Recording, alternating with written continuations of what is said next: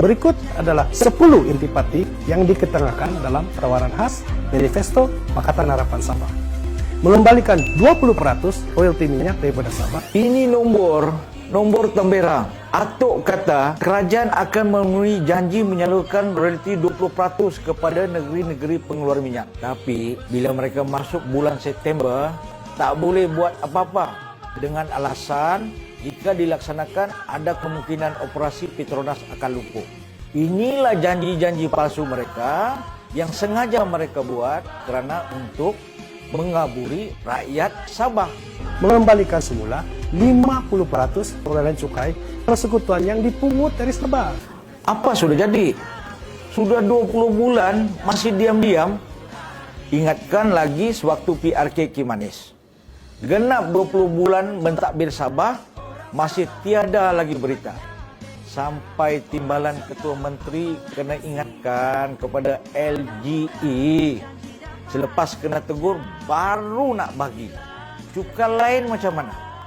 Cukai hasil, cukai tanah, cukai langsung dan tidak langsung. Menyalurkan peruntukan pembangunan daripada persekutuan sebanyak 1/3 kepada Sabah dan Sarawak dengan anggaran 15 bilion setahun. Peruntukan ini 2 kali ganda lebih besar daripada jumlah yang diberikan oleh Barisan Nasional. Apa yang terjadi? Sabah cuma dapat 5.2 bilion ringgit untuk tahun 2020 sahaja.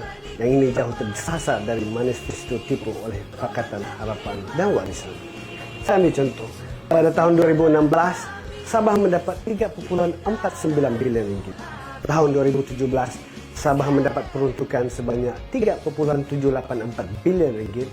Tahun 2018, Sabah mendapat bajet sebanyak 4.1 bilion ringgit. Manakala pada tahun 2019, Sabah mendapat bajet sebanyak 5.0 bilion ringgit. Mengembalikan otonomi Sabah kepada 7 bidang kuasa pentadbiran, yaitu perdagangan dan komersial, pengangkutan dan komunikasi, bekalan elektrik, pendidikan, kesihatan, pelancongan, buruh dan kebajikan sosial.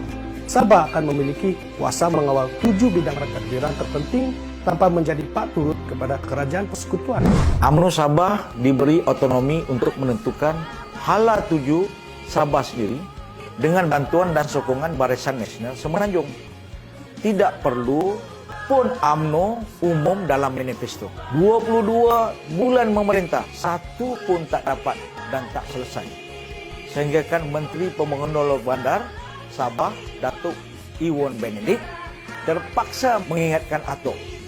Pendek cerita, kerajaan Tun M memang tak menghormati pun otonomi Sabah.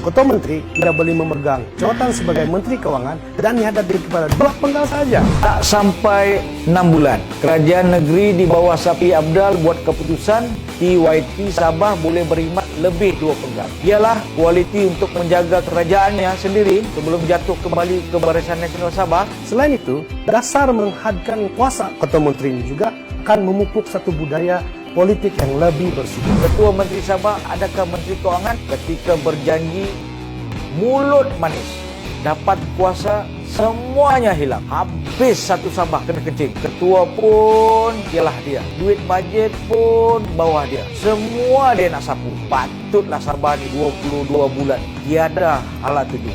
Kosong. Pembangunan infrastruktur, Pakatan Harapan akan menyediakan 100% bekalan elektrik dan air bersih kepada rakyat Sabah. Cuba tanya Tuan punya badan. Kerajaan PKR dan Warisan Sabah sentiasa salahkan BN. Kita tidak mahu cerita panjang sebab kerajaan BN dan UMNO sudah 61 tahun tanpa henti memperbaiki infra dan kemudahan untuk rakyat biarpun di dalam hutan.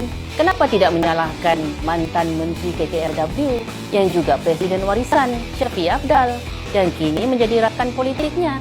Bukan dia tidak tahu, mantan menteri itu telah disiasat oleh SPRM kerana disyaki terbabit menyeleweng dana di Kementerian KKRW.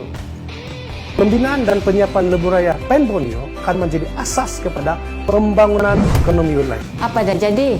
Ambil nama atas kejayaan orang lain. Ini merupakan projek BN dan hadiah dari kerjaan BN di mana pada tahun 2015 dilancarkan di Teluk Melano.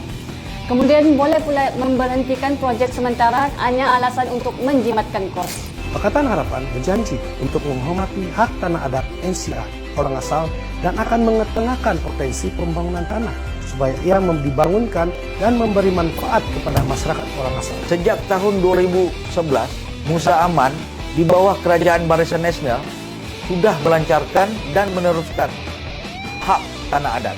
Sebanyak 100.000 peluang pekerjaan dan gaji yang layak akan disediakan kepada rakyat tempatan.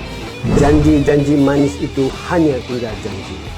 Kadar pengangguran kita terus meningkat kepada 5,8%, yaitu antara yang tertinggi di negara. Dahulu kita ada Pen Borneo yang patut disiapkan pada tahun 2021 dan ini menjanjikan ribuan peluang pekerjaan dan perniagaan kepada rakyat Sabah. Sebanyak 30.000 unit rumah mampu milik akan dibina bagi menggalakkan pemilikan rumah untuk rakyat Sabah. Sambung pelan kerjaan BN bukan beri manifesto tetapi bina terus di Sabah di bawah Perumahan Prima. Membangunkan Sabah sebagai hub Timur Jauh ataupun Far East Hub dengan menjalinkan hubungan serantau yang lebih erat selain daripada menjana potensi pembangunan Sabah dengan negara-negara ASEAN. Langsung tiada kabar berita, kita tunggu dan lihat. Nah, kita tunggu dan lihat. Kita tunggu dan lihat. Kita tunggu dan lihat.